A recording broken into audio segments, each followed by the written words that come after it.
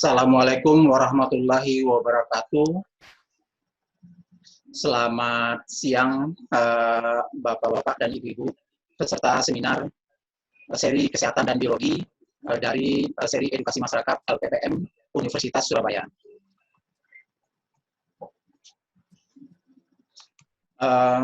Pada kesempatan yang baik pada siang hari ini, yang akan menjadi pembicara yaitu Dr. Sajuni Wijaya yang berasal dari, nanti kita akan beritahukan nama lengkap sama CV beliau, yang berasal dari Fakultas Kedokteran Universitas Surabaya. Sudah terdaftar di dalam Zoom ini sekitar 30 peserta. Kemudian kita akan melakukan acaranya dengan urutan sebagai berikut. Saya akan perlihatkan terlebih dahulu susunan acara pada hari ini.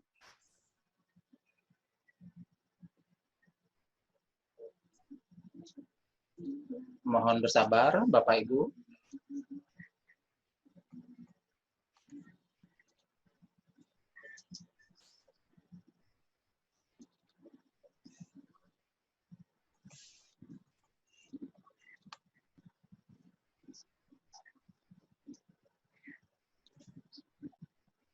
Ya, kami akan menampilkan susunan acara pada hari ini. Mohon maaf agak lambat.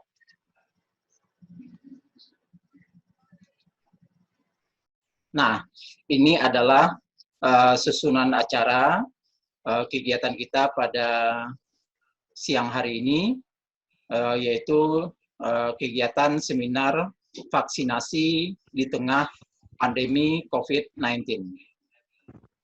Yang menjadi pembicara pada kesempatan kali ini adalah Dr. Sajuni Wijaya, MKes, Kedokteran Klinis, spesialis mikrobiologi klinis. Kemudian yang sudah kita lalui yaitu sudah melakukan registrasi ulang, kemudian sudah masuk dalam Zoom, berarti sudah masuk pada acara yang kedua. Kemudian yang sedang berlangsung sekarang adalah acara sudah dibuka. Nah, acara berikutnya adalah kata sambutan dari Ketua LPPM Universitas Surabaya, Profesor Suyanto. Nanti akan dilanjutkan dengan sesudah itu penutupan dan foto bersamaan acara yang keempat, yaitu kata sambutan dan pembukaan. Saya lihat Profesor Suyanto sudah siap. Kita persilakan pada Profesor Suyanto untuk memberikan kata sambutan dan pembukaan. Silakan, Pak. Baik, terima kasih Pak Hasrul. Selamat siang Ibu Bapak semua. Salam Suaranya sehat agak selalu. Kecil, Pak. Ya, sebentar. Ini sudah teriak-teriak ya, masih belum kedengaran ya. Ya, monggo, Pak. Gimana Pak? Ya, sudah Pak. Oke, selamat siang Ibu Bapak semua. Salam sehat selalu.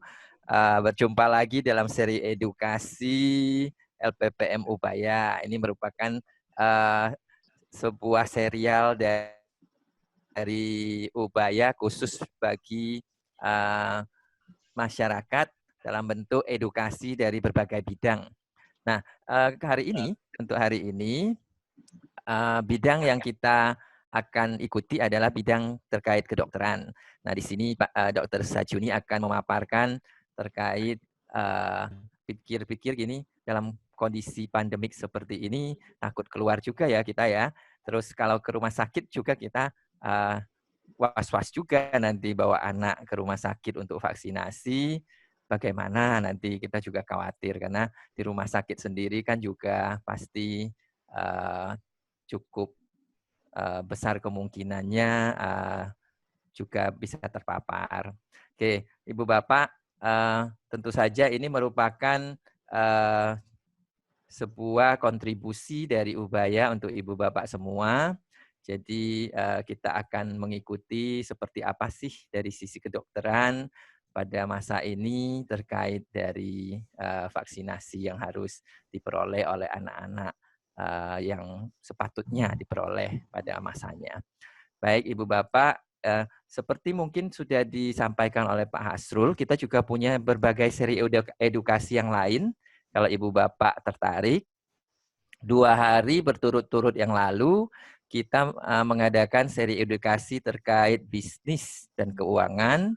Nanti ke depannya, beberapa hari ke depan, juga ada seri edukasi terkait farmasi. Juga ada yang terkait teknobiologi. Jadi dari berbagai bidang ilmu, kita akan masuk. Paralel pada sesi ini juga ada satu sesi dari Fatu ini juga di jalur yang berbeda. Jadi kita memberikan juga edukasi terkait industri kreatif juga Ibu Bapak. Jadi kurang lebih seperti itu. Semoga bermanfaat. Itu yang bisa kita sumbangkan bagi Indonesia, bagi masyarakat dalam masa pandemik ini. Jadi saya diminta untuk membuka, mari kita membuka bersama acara seri edukasi masyarakat pada hari ini terkait vaksinasi di tengah pandemi COVID-19.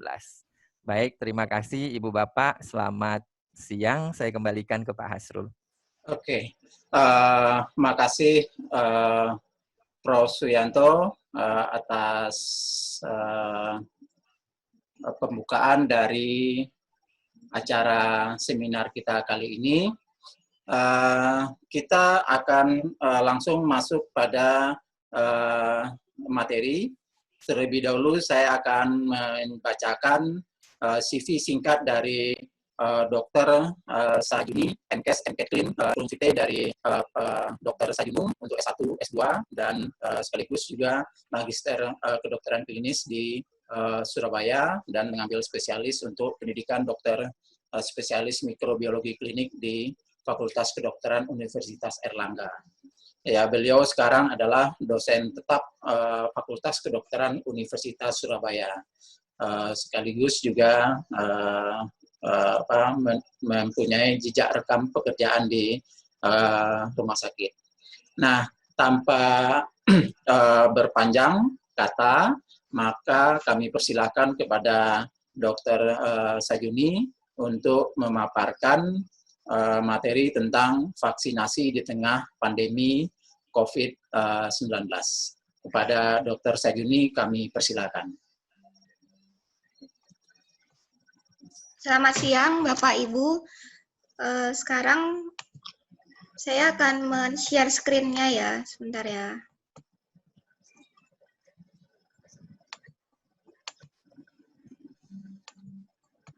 Ya,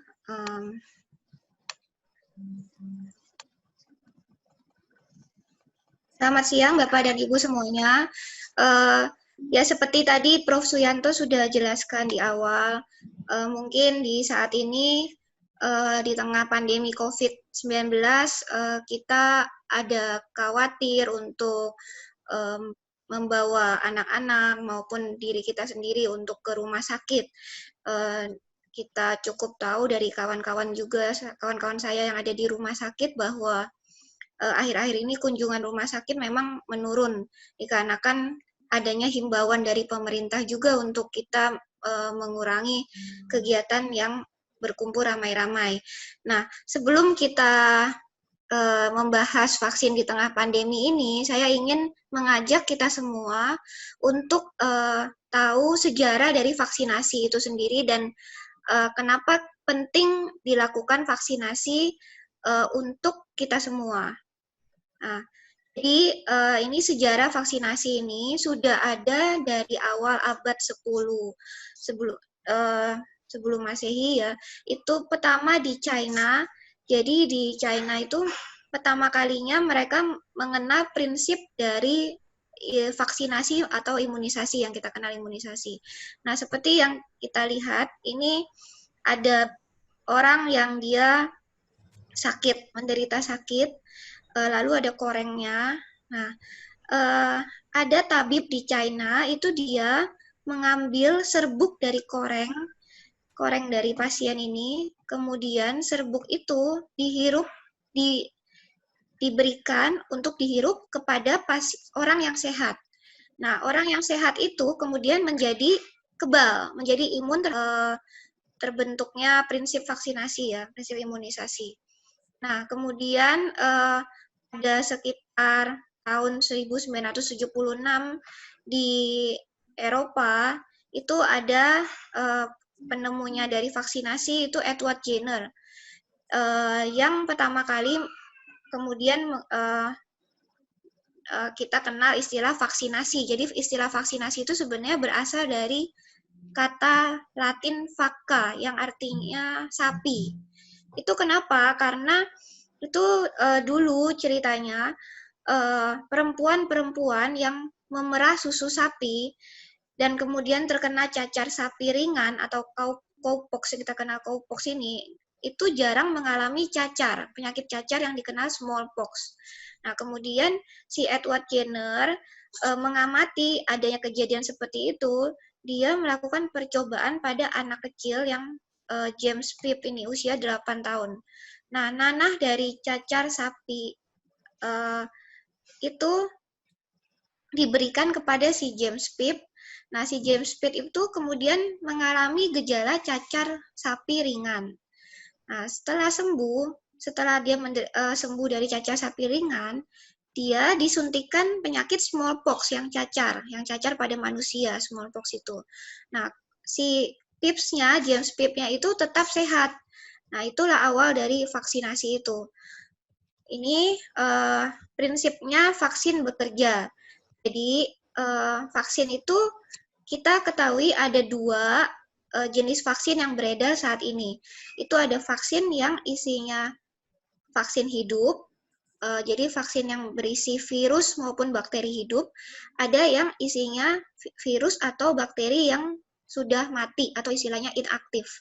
Nah, itu dia disuntikan ke dalam pasien, biasanya melalui injeksi, pembelian lewat mulut maupun lewat hidung. Nasal, itu lewat hidung nasal. Nah, kemudian setelah masuk ke dalam tubuh, baik melalui injeksi, lewat mulut maupun lewat hidung, itu akan dikenali oleh sel darah putih, dan kemudian sel darah putih akan memproduksi antibodi yang secara khusus terhadap satu penyakit. Jadi misalnya kita menyuntikkan, memberikan virus cacar. Jadi dia akan secara khusus membentuk antibodi terhadap virus cacar. Seperti itu. Nah, jadi jika kemudian hari pasien atau orang yang diberikan vaksin itu terkena cacar, dia sudah ada antibodinya sehingga akan cepat berespon dan tidak jadi sakit yang parah. Jadi pada umumnya misalnya sakit cacar itu kan bisa sampai 2 minggu dan 1 bulan ya untuk bisa sembuh korengnya.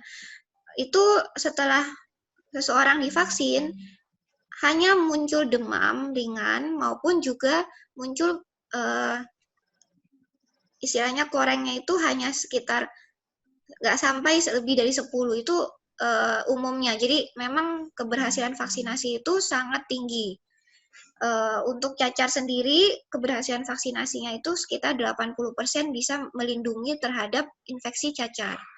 Nah, jadi setelah ada antibodi, tubuh kita akan lebih kuat, seperti itu. Nah, ini yang saya ini herd immunity, atau imunitas massal. Jadi, mungkin gambarnya bisa ya, cukup jelas ya. Ini jadi, yang dimaksud imunitas massal itu, yaitu kalau semakin banyak orang yang kebal, jadi ini kita lihat yang di baris pertama.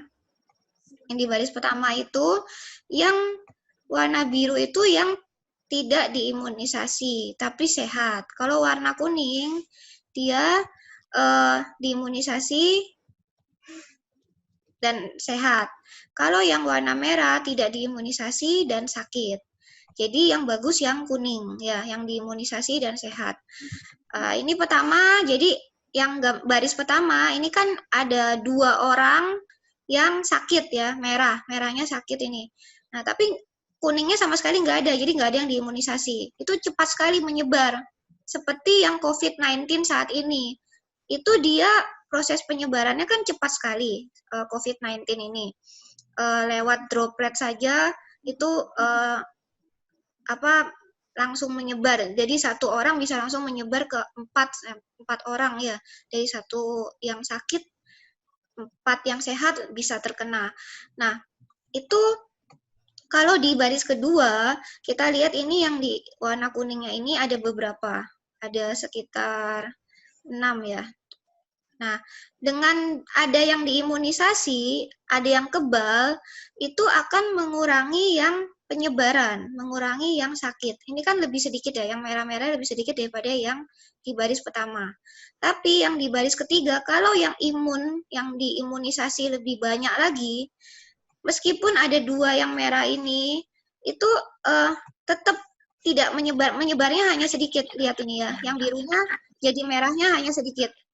Jadi ngerti, bisa langsung chat untuk nanti kita tanya jawab ya, langsung kita bahas pertanyaan yang ada.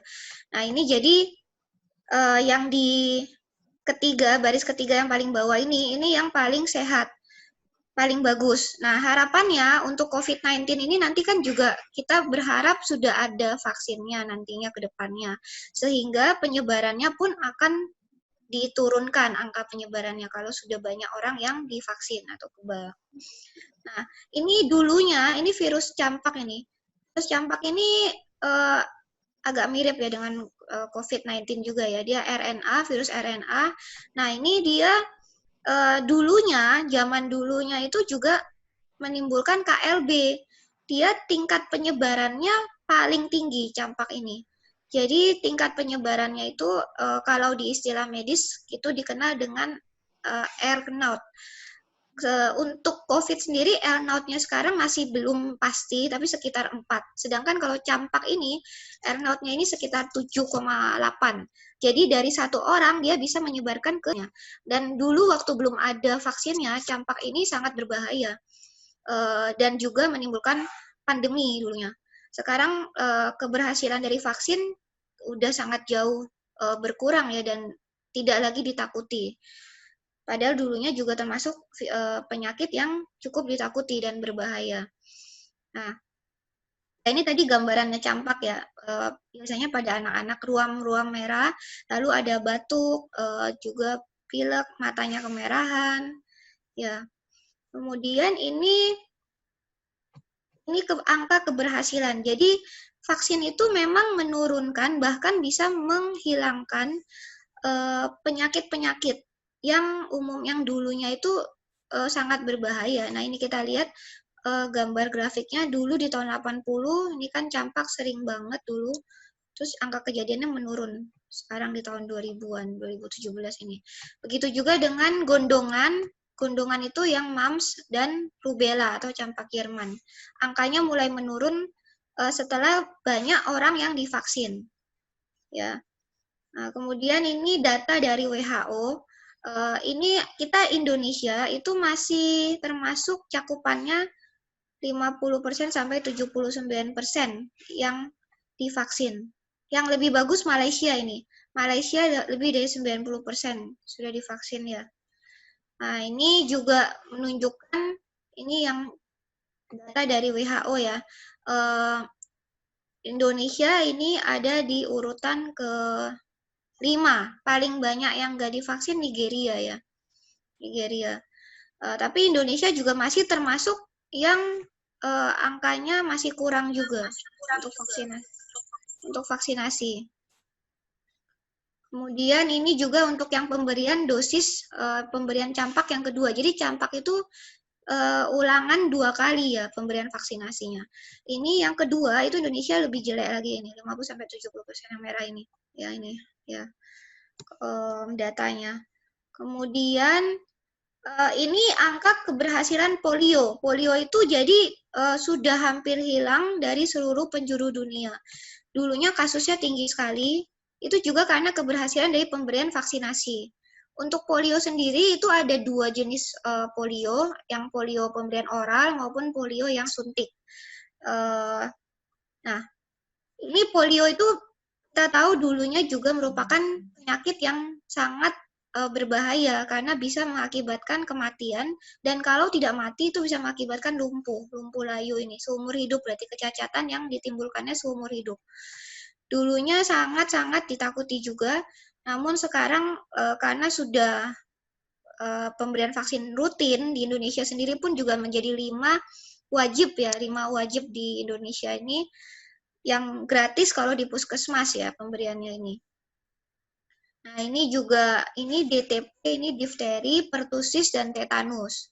Jadi, angka kita Indonesia termasuk 10 negara yang rendah angka divaksinnya. Padahal ini waktu belum zaman COVID-19 ini. Jadi, masih termasuk rendah kita pemberian vaksinasinya. Paling tinggi tetap Nigeria ini, yang angka vaksinasinya sangat rendah. Nah, kalau ini saya jelaskan ini gambaran dari difteri. Difteri juga kita sekarang kejadiannya sudah sangat jarang, tapi ada beberapa 1 tahun yang lalu ya muncul di Jawa Timur ya, ada difteri ini. Difteri ini mengakibatkan sumbatan jalan napas. Jadi ini difteri itu yang berbahaya adalah racunnya. Jadi bukan bakterinya, tapi toksin atau racunnya yang bisa mengakibatkan gangguan terutama di jalan napas. Ini dia akan mengakibatkan terbentuknya selaput. Selaput yang bisa menyumbat jalan napas. Ini kalau ini selaputnya dari difteri ya. Ini gambarannya juga. Dan yang tadi ini juga tanda khas yaitu bull neck atau istilahnya lehernya itu seperti kerbau ini ya. Jadi gendut ini. Dia juga jalan napasnya sulit. Terkadang harus dilubangi untuk bisa bernafas. Jadi kalau misalnya ada orang-orang yang sampai sulit untuk bernapas. Ini gambaran dari difteri. Nah, ini pertusis. Jadi untuk Bapak Ibu ketahui, vaksin dari difteri, pertusis, dan tetanus itu diberikan bersamaan. Jadi namanya vaksin DPT, ya, difteri, pertusis, dan tetanus. Itu baik anak-anak maupun dewasa itu seharusnya diberikan. Jadi dewasa pun juga tiap 10 tahun harus diberikan pemberian terhadap difteri, pertusis, dan tetanus. Ketiga bakteri ini, jadi difteri, pertusis, dan tetanus itu merupakan bakteri, itu dia berbahayanya yang mengakibatkan bahaya adalah racun dari bakteri itu sendiri. Jadi bukan bakterinya, tapi racunnya yang bisa mengakibatkan kematian maupun penyakit. Ya. Nah, kalau pertusis itu apa pertusis? Pertusis itu batuk rejan 100 hari, istilah awamnya ya. Dia itu sangat berbahaya pada ibu hamil, anak kecil. Kemudian kalau orang yang tinggal berdekatan bersamaan, orang dengan daya tahan tubuh rendah, ya orang dengan daya tahan tubuh yang lemah, ya winning immunity. Kemudian tanda-tandanya ya ini, dia demam ringan, muntah, bisa sesak napas, ya hidung cair, bisa kecapean, lalu bisa yang terutama batuknya itu yang dikatakan high pitch whoop. Jadi batuknya seperti anjing menggonggong, ya itu yang khasnya. Kalau bayi umumnya sedikit atau tidak ada batuk, tapi dia bisa sesak kalau bayi. Nah, ini yang tetanus. Tetanus yang kita mungkin sering tahu kalau ada tertusuk paku, kita ke rumah sakit atau kecelakaan ke rumah sakit, pasti dokternya akan menyarankan untuk diberikan anti tetanus. Nah, itu supaya menghindari adanya penyakit tetanus yang kalau sampai terkena bisa bahaya, bisa kejang dan mengakibatkan kematian. Jadi itu juga racunnya yang berbahaya, bukan bakterinya yang berbahaya. Nah, ini jadi yang tadi saya jelaskan itu difteri, pertusis, dan tetanus itu untuk semua umur diberikan ya. Nah, ini kalau anak-anak itu namanya dia dikasihnya DTAP. Jadi dosisnya difteri dewasa dan anak berbeda.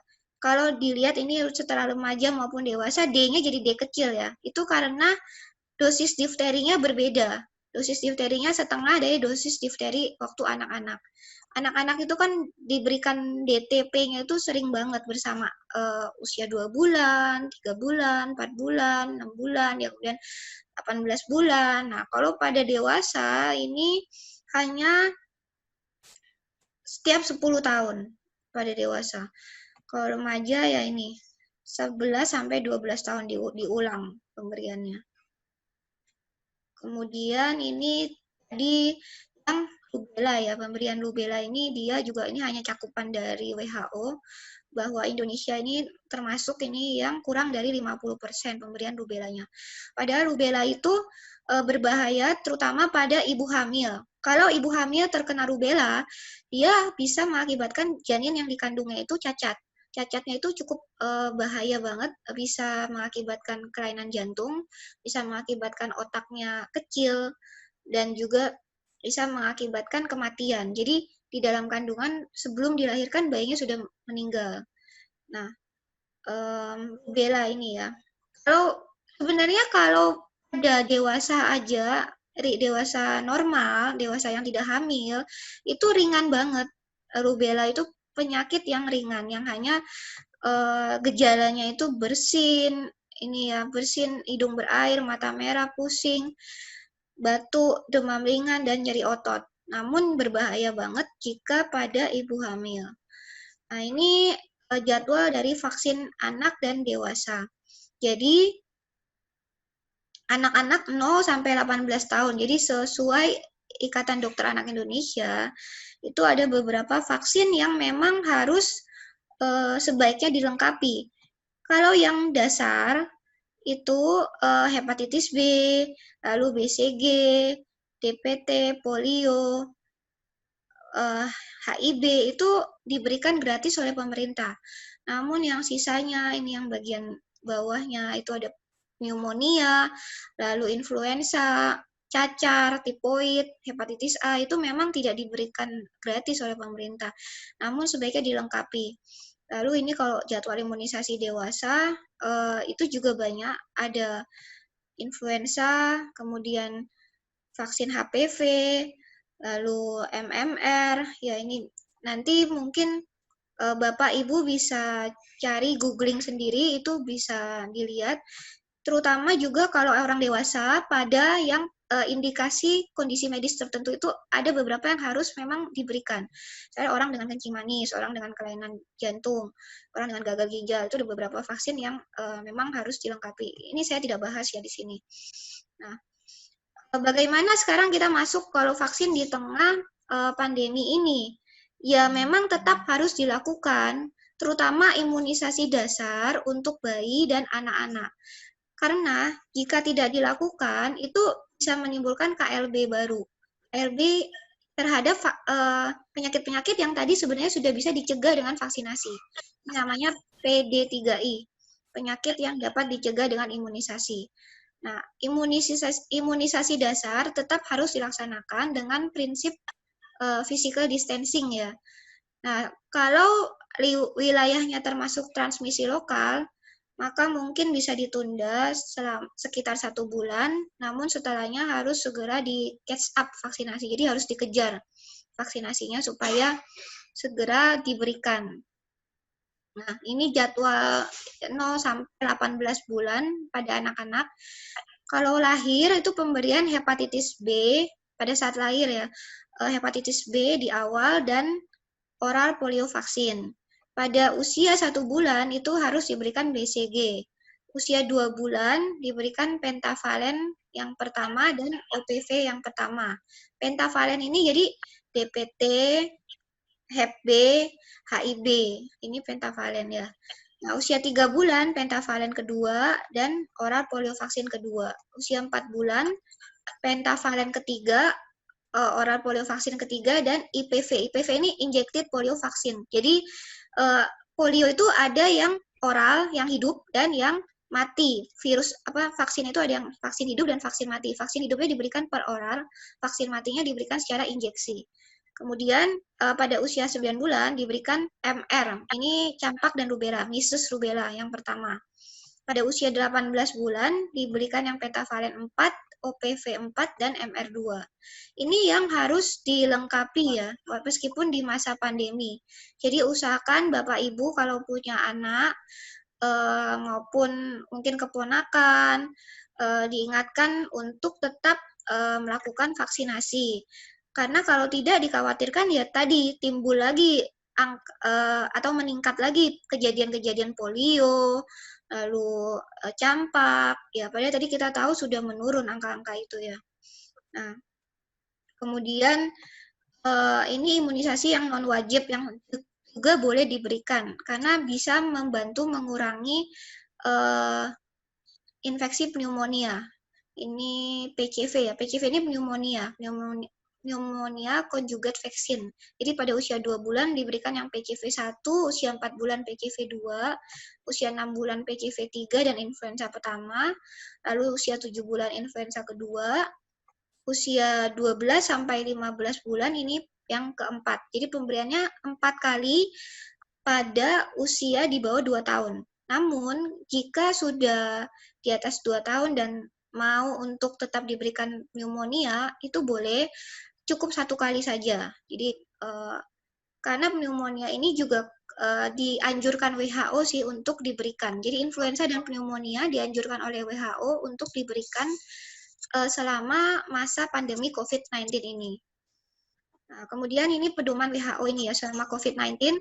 Tadi kan kita tahu pandemi mengganggu vaksinasi rutin karena adanya physical distancing dan penolakan komunitas. Nah, ini tadi meningkatkan kecenderungan KRB, penyakit yang dapat dicegah. Nah, layanan imunisasi tetap harus dilaksanakan sepanjang memungkinkan. Mungkin bisa di praktek dokter umum atau di klinik-klinik kecil atau rumah vaksinasi. Jadi bukan di rumah sakit. Nah, biasanya kalau klinik atau rumah vaksinasi ini itu merupakan dokter umum atau dokter praktek yang dia jadi bisa melakukan private consultation. Jadi bisa diatur jadwalnya supaya tidak berkumpul dengan pasien lainnya. Jadi itu membantu untuk physical distancing ya. Kemudian juga biasanya mereka memisahkan antara pasien sehat dan pasien sakit. Nah, untuk dari kita semua sendiri pun juga tetap harus melakukan praktek higiene diri dan menggunakan masker. Jadi harus rajin-rajin cuci tangan 6 langkah, dan juga tetap ingat untuk menggunakan masker. Masker pun juga sebaiknya kalau masker kain kan diganti ya setiap 4 jam. Kalau untuk masyarakat awam cukup masker kain, namun kalau untuk tenaga medis itu masker bedah. Kemudian, nah ini untuk yang dewasa. Masa pandemi ini, mungkin bisa Bapak Ibu lengkapi pemberian vaksinasi influenza dan PCV. PCV itu pneumococcal conjugate vaccine yang tadi saya jelaskan ya.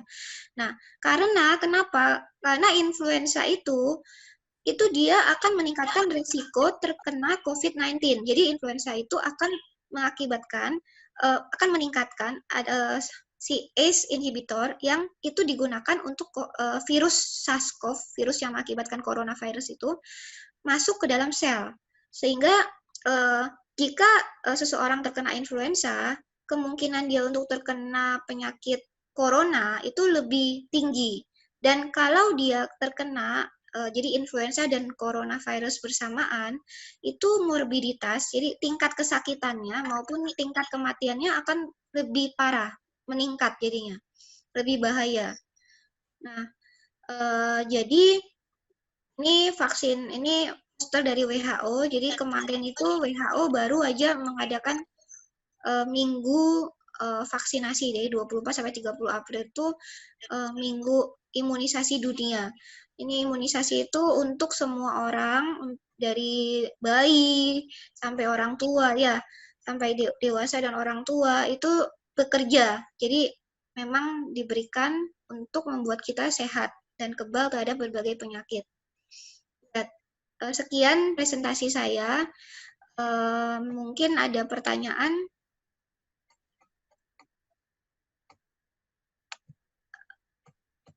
Halo? Kalau ada pertanyaan mungkin bisa chat ya. Sebentar. Ya, sebentar. Terima kasih Dr. Sadini atas presentasinya. Bapak Ibu sekalian, kita akan masuk pada sesi pertanyaan, tanya jawab. Dr. Sajuni memberikan kesempatan seluas-luasnya kepada Bapak Ibu untuk berinteraksi, yang mungkin proses tanya jawab ini lebih berguna banyak karena langsung mendapatkan banyak manfaat dari tanya jawab ini. Nah, monggo kami persilahkan untuk melakukan proses tanya jawab. Nah, proses tanya jawabnya dilakukan dengan 2 cara. Bapak Ibu bisa menuliskan di chat yang ada tersedia di chatnya Zoom. Kemudian kami akan bacakan kalau Bapak Ibu menuliskan di fasilitas chat. Kalau Bapak Ibu ingin langsung berinteraksi, Bapak Ibu bisa raise hand. Ada fasilitas raise hand.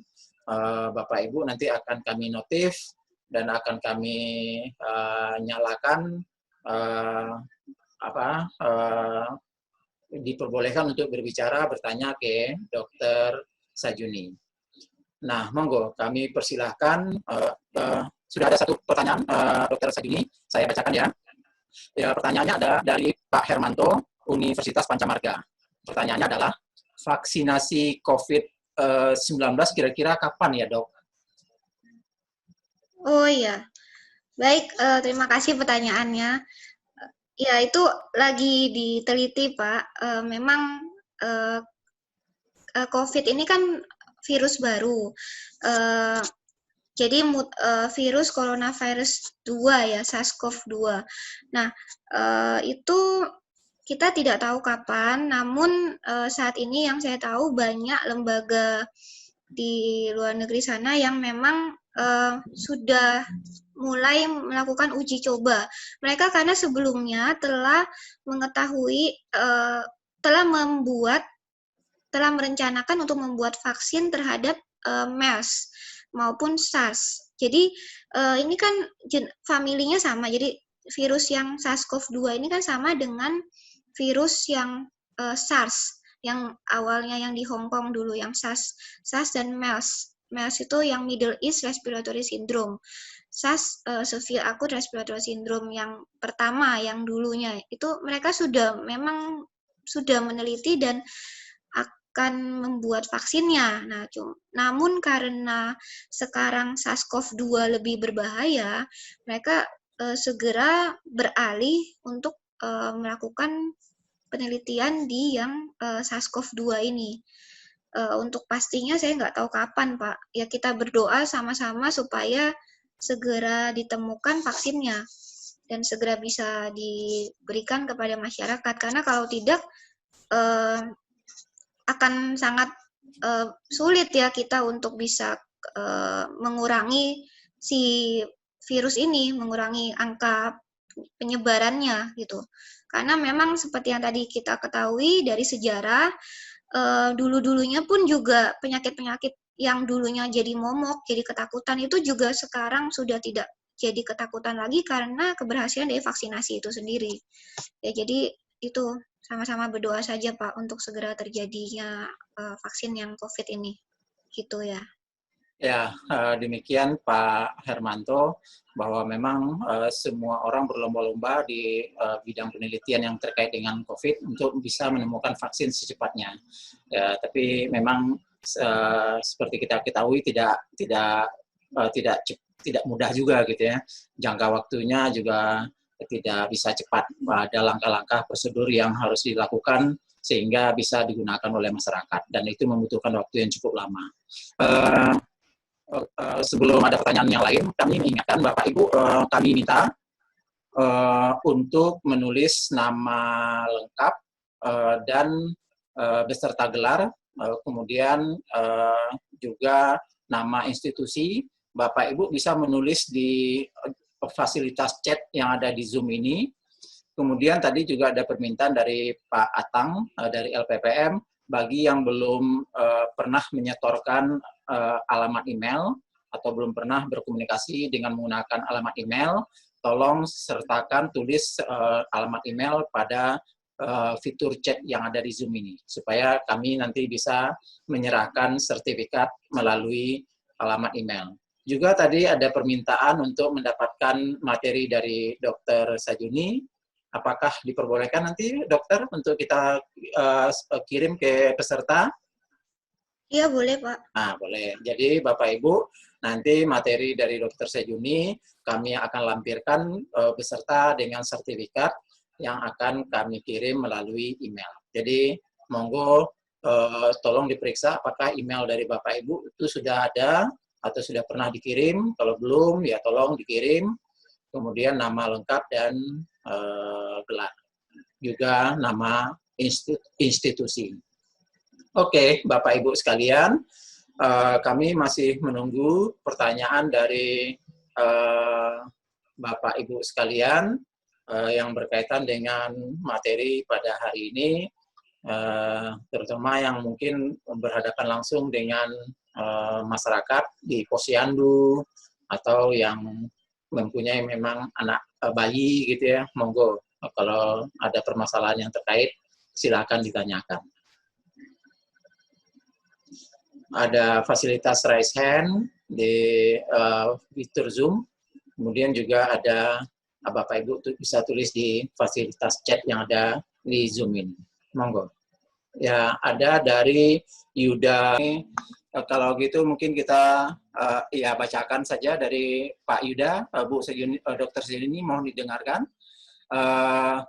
Pak Yuda bertanya, mau tanya tentang kalau yang sudah vaksin influenza itu efektifnya berapa persen ya untuk pencegahan penularan COVID? Ya. Baik, terima kasih untuk pertanyaannya Pak Yuda. Jadi untuk vaksin COVID sendiri itu tidak ada, belum ada ya. Nah, ini maksud saya yang tadi itu kita mencegah terhadap influenza itu sendiri.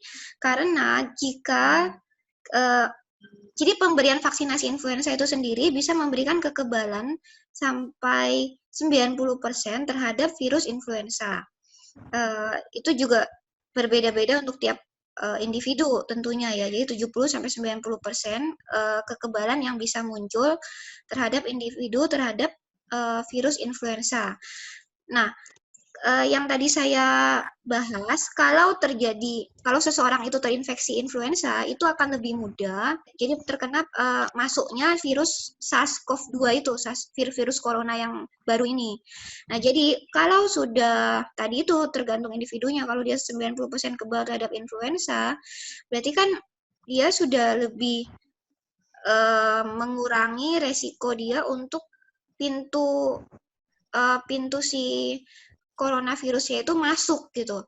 Karena ketika sudah terkena influenza akan lebih mudah untuk SARS-CoV-2-nya itu menginfeksi sel kita.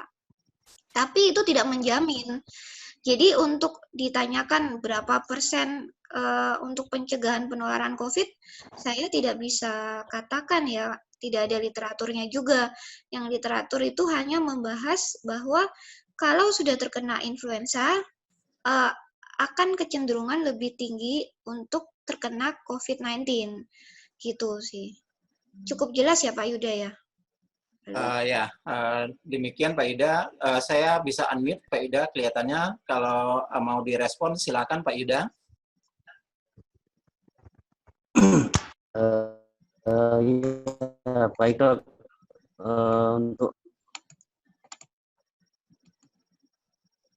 penjelasannya cukup jelas. Ya, sudah cukup jelas dok untuk penjelasannya. Ya. Terima kasih. Oke. Ya, terima kasih Pak Yuda. Monggo kemudian ada pertanyaan lagi dari Pak Hermanto, yaitu penyebab kematian COVID-19 sebenarnya apa dok? Penyakit primernya atau penyakit penyertanya? Ya, terima kasih Pak. Jadi COVID-19 ini sendiri kan ternyata sekarang diketahui dia itu memiliki banyak reseptor di tubuh manusia. Jadi nggak cuma di sel saluran napas atas, tapi juga di sel yang lain-lain. Jadi memang dia seperti penyakit imitatingnya, jadi imitating penyakitnya itu banyak. Dia bisa menyerupai sakit yang banyak, yang lain-lain gitu Pak. Jadi istilahnya namanya itu imitating disease ya. Paling utama memang dia menyerang saluran napas, karena kan penyebarannya pun dari droplet ya, virus ini. Paling terutama dan mengakibatkan kematian karena sesak napasnya itu sendiri, Pak. Tapi ada juga sekarang ternyata diketahui bisa infeksi otak, bisa stroke ya. Dan dia itu memang virus ini sendiri seperti virus, dia memiliki sifat yang seperti virus HIV dan juga DHF. Kalau yang DHF dia bisa mengakibatkan infeksi seluruh tubuh, Pak. Jadi bisa mengakibatkan sepsis yang namanya, dan itu bisa mengakibatkan gumpalan di seluruh tubuh kita. Itu infeksi di seluruh tubuh itu. Dan juga dia bisa, kalau yang menyerupai HIV itu dia umumnya virus ini bisa bersembunyi di limfosit kita. Jadi dia bisa istilahnya mengakibatkan penurunan daya tahan tubuh kita. Ini masih cukup maksudnya virus ini masih terus dipelajari ya, karena memang kan baru, dia juga terus bermutasi ya, ada mutasi-mutasinya juga. Yang saya pernah baca juga, ternyata virus ini pun juga yang beredar di Asia maupun yang di Eropa itu sendiri virusnya berbeda tipenya. Nah, itu keganasannya pun berbeda, sehingga tingkat kematiannya pun juga berbeda. Yang kita di Indonesia ini termasuk yang lebih ringan justru. Kalau yang di luar negeri, yang di Eropa, Italia itu lebih bahaya, punya virus yang lebih ganas istilahnya. Nah, ya itu ya Pak. Jadi yang tadi Bapak tanyakan, apakah penyebab utama kematiannya itu karena virus itu sendiri ataupun penyakit penyertanya, ya memang karena virusnya itu sendiri, Pak, yang memang bisa menyerang ke banyak sel tubuh kita ya. Jadi reseptornya dia itu banyak gitu, Pak. Apa Bapak Hermanto cukup jelas ya, Pak ya? Ya, mungkin juga berkaitan dengan kenapa yang kemudian tingkat kematiannya tinggi pada pasien-pasien yang mempunyai mempunyai penyakit penyerta gitu. Itu berarti makanya tadi kayaknya pertanyaannya timbul, apakah yang dominan itu penyakit primernya atau penyakit penyertanya? Gitu mungkin, Dok. Oh iya, oke ya. Ya maaf tadi saya kurang jelas. Untuk yang penyakit penyerta maksudnya dalam hal ini orang dengan kencing manis, orang dengan kanker seperti itu ya Pak ya. Ya itu memang memperparah Pak, karena kan kita ketahui tadi kan yang tadi saya jelaskan, kalau orang dengan kencing manis, orang dengan sakit ginjal itu kan memang daya tahan tubuh dari orang tersebut sudah rendah ya, sehingga pada memang rekomendasi dari dokter perhimpunan dokter penyakit dalam itu sendiri aja, untuk orang-orang seperti itu rentan infeksi influenza yang biasa, dan itu bisa mengakibatkan kematian pada mereka juga, influenza biasa itu. Nah, sama halnya dengan COVID ini juga. Jadi itu orang-orang dengan kencing manis, dengan penyakit kanker, itu umumnya lebih mudah untuk terkena COVID-19 ini. Jadi, tapi yang menimbulkan kematiannya ya bersama-sama itu, Pak. Dia saling mempengaruhi. Jadi misalnya dia sudah ada kencing manis ya. Jadi dia akan lebih mudah untuk terjadinya yang tadi saya bilang, infeksi seluruh tubuh karena COVID-19 ini. Seperti itu. Jadi ya bersama-sama mengakibatkan kematian.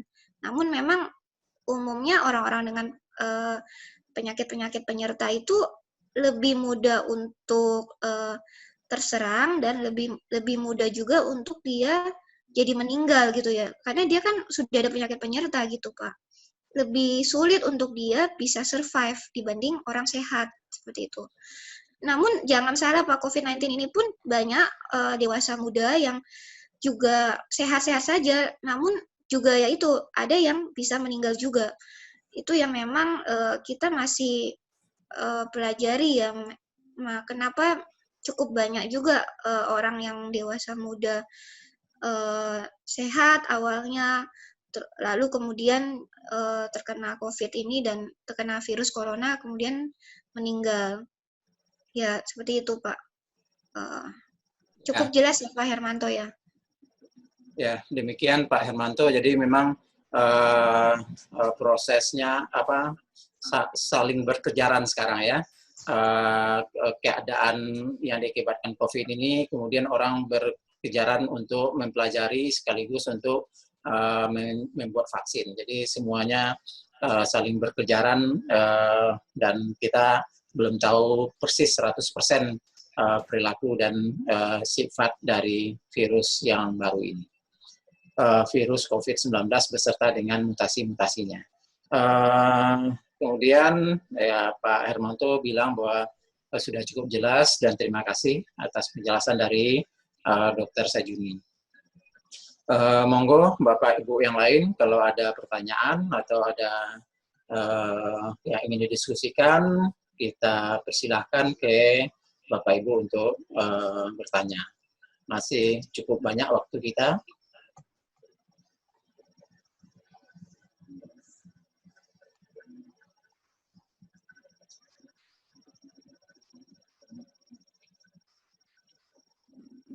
Oke, tidak ada pertanyaan lagi Bapak Ibu sekalian.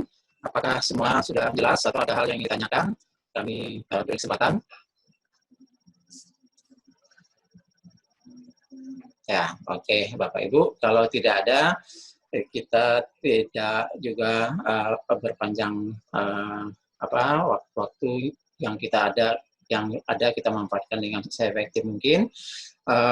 Bapak Ibu sekalian, sesuai dengan jadwal acara, kita akan beranjak ke acara yang lain. Saya akan unmute Bapak Ibu semua terlebih dahulu. Minta tolong Pak Atang untuk di-unmute semua peserta dulu, supaya kita beri kesempatan para peserta memberikan aplaus kepada Dr. Sajuni atas presentasi dan jawaban dari seminar kali ini.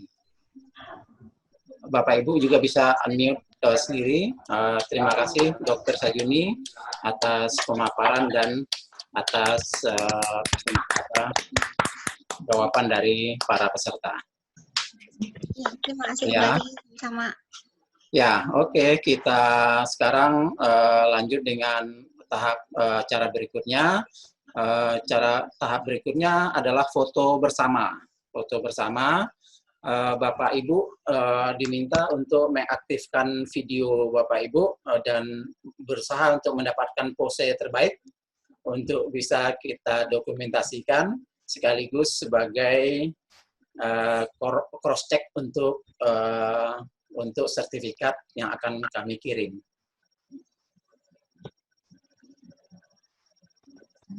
Ya, silakan diaktifkan Bapak Ibu sekalian videonya.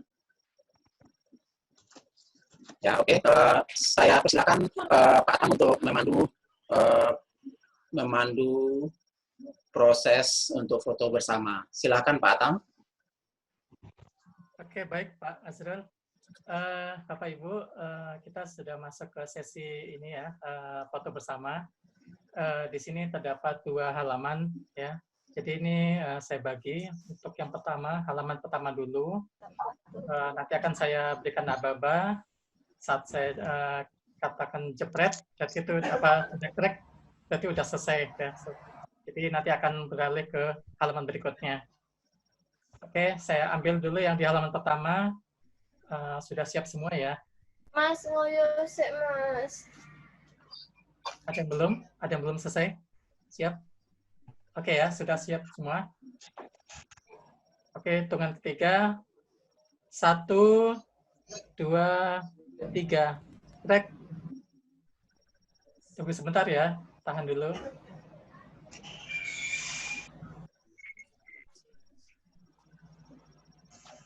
Oke, sekarang beralih ke halaman yang kedua. Oke, kelihatannya sudah siap semua juga. Oke, saya hitung lagi aba-aba yang ketiga. 1, 2, 3. Cekrek.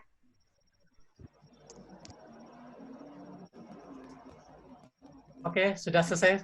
Ya, oke. Kita sudah melakukan foto bersama. Sekarang kita akan masuk pada tahap berikutnya atau acara yang terakhir, yaitu penutupan oleh Ketua LPPM Universitas Surabaya, Profesor Suyanto. Kepada Profesor Suyanto, kami persilakan untuk menutup acara ini. Terima kasih Pak Hasrul. Moga-moga suara saya kedengaran ya. Ya. Oke. Dengar, Pak. Baik, Ibu Bapak, terima kasih banyak atas kehadirannya dan mengikuti acara ini.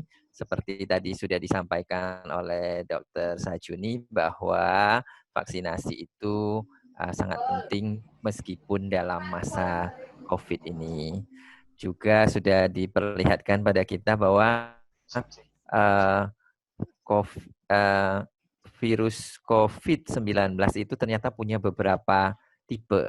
Nah, itu yang mungkin kita perlu aware juga bahwa di masing-masing tipe itu akan berbeda keganasannya, kecepatan penularannya, dan dampaknya bagi kesehatan kita. Ibu Bapak, semoga acara seri edukasi ini bermanfaat untuk Ibu Bapak. Kita masih menyediakan banyak seri edukasi seperti yang sudah diperlihatkan oleh Pak Hasrul. Bahkan pada jam yang sama ini secara paralel kita juga mengadakan satu acara seri edukasi terkait industri kreatif bersamaan juga di jam yang sama. Tadi saya barusan juga keluar masuk dalam 2 acara tersebut. Jadi semoga dari kita dari LPPM Ubaya mengucapkan terima kasih. Semoga sehat selalu untuk Ibu Bapak semua. Semoga yang disampaikan oleh Dr. Sajuni memberikan inspirasi bagi kita untuk tetap sehat. Semoga sehat selalu. Terima kasih. Saya kembalikan kepada Pak Hasrul. Selamat siang Ibu Bapak. Ya, terima kasih Profesor Suyanto atas penutupan acara ini. Saya tadi kayaknya lupa memang untuk menampilkan seri edukasi kita yang lain. Dan kesempatan untuk terakhir ini, mohon waktu Bapak Ibu sebentar untuk melihat pengumuman tentang seri edukasi kita yang sudah sedang berjalan dan yang akan berjalan. Ini adalah seri edukasi yang sedang berjalan, yaitu yang sedang kita selenggarakan saat ini, seri Kesehatan dan Biologi dengan pembicara Dr. Sajuni. Kemudian di sebelah kiri ini ada seri yang berkaitan dengan teknobiologi. Ini juga di dalamnya, yaitu yang ada di bagian kanan ini. Ada 6 pembicara dalam waktu 6 minggu berturut-turut, setiap hari Sabtu. Monggo Bapak Ibu kalau mau masuk untuk ikut pada seminar yang dilakukan oleh teknobiologi ini dapat melihat poster ini, atau kalau ingin tahu lebih lanjut tidak mendapatkan poster ini dapat menghubungi LPPM Universitas Surabaya. Kemudian ada seri ilmu farmasi COVID dan pengobatan penyakit dan juga fakultas farmasi yang diselenggarakan oleh LPPM di seri-seri yang ada ini. Jadi monggo Bapak Ibu yang punya waktu yang cukup luang dan kemudian juga ada minat, silakan untuk mengikuti seri-seri yang kami selenggarakan. Ya, akhir kata kami dari LPPM Universitas Surabaya mengucapkan terima kasih yang sebesar-besarnya kepada Dr. Sajuni atas presentasi dan atas wawasan yang diberikan. Kita berikan aplaus kepada Dr. Sajuni sekali lagi atas presentasi dan atas insight yang diberikan pada hari ini. Dan kami dari LPPM Universitas Surabaya mengucapkan mohon maaf yang sebesar-besarnya jika ada hal-hal perkataan atau teknis yang berkaitan dengan seminar ini yang tidak berkenan pada Bapak Ibu sekalian. Bukan kami sengaja, tapi memang kadang-kadang karena tidak bisa kita hindari, seperti masalah sinyal dan segala macam ini.